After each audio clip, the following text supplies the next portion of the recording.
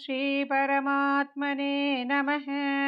अथ तृतीयोऽध्यायः कर्मयोगः। अर्जुन उवाच ध्यायसि चेत् कर्मणस्ते मता बुद्धिर्जनार्दन तत्किं कर्मणि घोरे मां नियोजयसि केशव। व्यामिश्रेणेव वाक्येन बुद्धिं मोहयसीव मे तदेकं वद निश्चित्य येन श्रेयोऽहमाप्नुयाम्। श्रीभगवानुवाच लोकेऽस्मिन् द्विविधा निष्ठा पुरा प्रोक्ता मया नघ। ज्ञानयोगेन साङ्ख्यानां कर्मयोगेन योगिनां न कर्मणामनारम्भात् नैष्कर्म्यं पुरुषोऽश्नुते न च सन्न्यसनादेव सिद्धिं समधिगच्छति न हि कश्चित् क्षणमपि जातु तिष्ठत्य कर्मकृते कार्यते ह्यवशः कर्म सर्वः प्रकृतिजैर्गुणैः। कर्मेन्द्रियाणि संयम्य य आस्ते मनसा स्मरन् इन्द्रियार्थान् विमूढात्मा मिथ्याचारः स उच्यते। यस्विन्द्रियाणि मनसा नियम्यारभतेऽर्जुन कर्मेन्द्रियैः कर्मयोगम् असक्तः स विशिष्यते। नियतं कुरु कर्म त्वं कर्मजायो ह्यकर्मणः शरीरयात्रापि च ते न प्रसिद्ध्येद् कर्मणः। यज्ञार्थान् कर्मणोऽन्यत्र लोकोऽयं कर्मबन्धनः तदर्थं कर्म कौन्तेय मुक्तसङ्गः समाचर। सह यज्ञाः प्रजा सृष्ट्वा पुरोवाच प्रजापतिः अनेन प्रसविष्यध्वम् एषवोऽस्विष्टकामधुक् देवान् भावयतानेन ते देवा भावयन्तु वः परस्परं भावयन्तः श्रेयः परमवाप्स्यथ। इष्टान् भोगान् हि वो देवाः दास्यन्ते यज्ञभाविताः तैदत्तानप्रसाद्यैर्भ्यः यो भुङ्क्ते स्तेन एव सः। यज्ञशिष्टाशिनः सन्तः मुच्यन्ते सर्वकिल्बिषैः भुञ्जते ते त्वदङ्पापाः ये पचन्त्यात्मकारणात्। अन्नाद् भवन्ति भूतानि पर्जन्यादन्न सम्भवः यज्ञाद् भवति पर्जन्यः यज्ञः कर्मसमुद्भवः। कर्म ब्रह्मोद्भवं विद्धि ब्रह्माक्षरसमुद्भवं तस्मात् सर्वगतं ब्रह्मा नित्यं यज्ञे प्रतिष्ठितम्। एवं प्रवृत्तितं चक्रं नानुवर्तयतीह यः अघायुरिन्द्रियारामः मोघं पार्थ स जीवति। यस्त्वात्मरतिरेव स्यात् आत्मवृतृप्तश्च मानवः आत्मन्येव च सन्तुष्टः तस्य कार्यं न विद्यते। नैव तस्य कृतेनार्थः नाकृते नेह कश्चन न चास्य सर्वभूतेषु कश्चिदर्थव्यपाश्रयः। तस्मादसक्तः सततं कार्यं कर्म समाचर असक्तो ह्याचरन् कर्म परमाप्नोति पूरुषः कर्मणैव हि संसिद्धिम् आस्थिता जनकादयः लोकसङ्ग्रहमेवापि सम्पश्यन् कर्तुमर्हसि यद्यदाचरति श्रेष्ठः देवेतरो जनः स यत्प्रमाणं कुरुते लोकस्तदनुवर्तते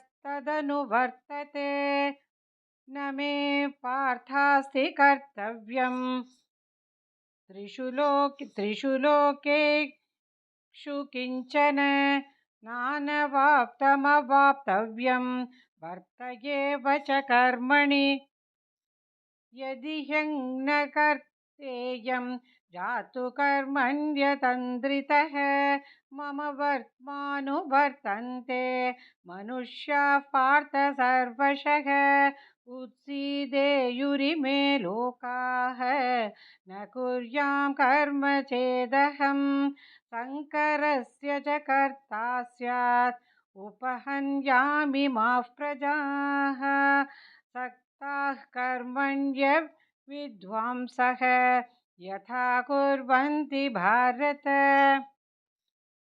कुर्याद् विद्वांस तथा सक्तः चिकीर्षुर्लोकसङ्ग्रहं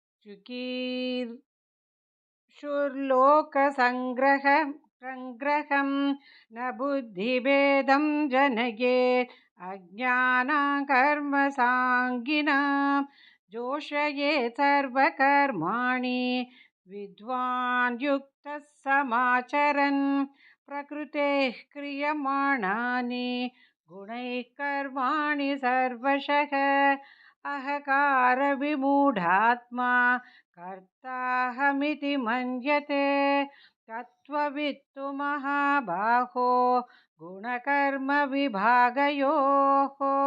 गुणागुणेषु वर्तन्ते इति मत्वा न सज्जते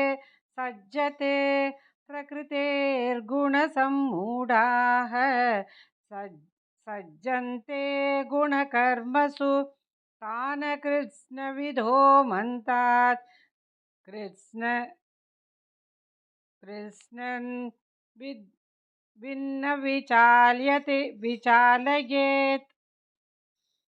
मयि सर्वाणि कर्माणि सन्न्यस्याध्यात्मचेतसा निराशीर्निर्ममो भूत्वा युध्यस्व निगतज्वरः ये मे मतमिदं नित्यं नुतिष्ठन्ति मानवाः श्रद्धावन्तो न सूयन्तः मुच्यन्ते तेऽपि कर्मभिः ये त्वेतदभ्यसूयन्तः नानुतिष्ठन्ति मे मतं सर्वज्ञानविमूढांस्तान् विद्धि नष्टान् चेतसः सदृशं चेष्टते स्वस्याः प्रकृतेर्ज्ञानवानपि प्रकृति यान्ति भूतानि निग्रह किं करिष्यति